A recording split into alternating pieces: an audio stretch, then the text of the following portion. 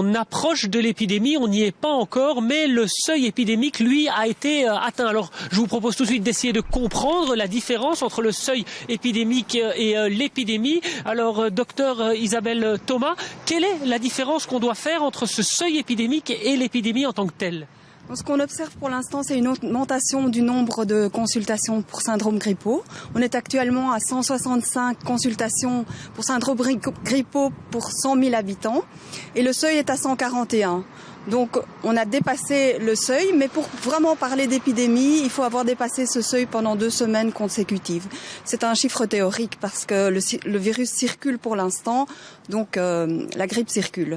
Alors ce qu'on peut se demander aussi, c'est que cette grippe est peut-être un peu tardive dans la saison, non? Est-ce que c'est dû à la météo? Non, on n'a pas encore mis de relation entre la météo et l'arrivée de la grippe. Il faut savoir que la grippe, elle peut se produire du mois de novembre au mois d'avril. Et donc, en fonction des saisons, on peut avoir une épidémie plus précoce ou moins précoce. L'année passée, elle était beaucoup plus précoce puisqu'elle s'est déclarée au mois de janvier.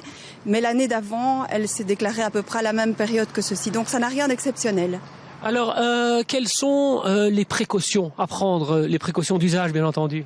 Oui, donc les précautions d'hygiène habituelles pour donc se laver les mains régulièrement, utiliser des mouchoirs en papier, se laver les mains quand on a été dans un endroit public, éviter également d'entrer trop en contact avec des gens qui sont enrhumés.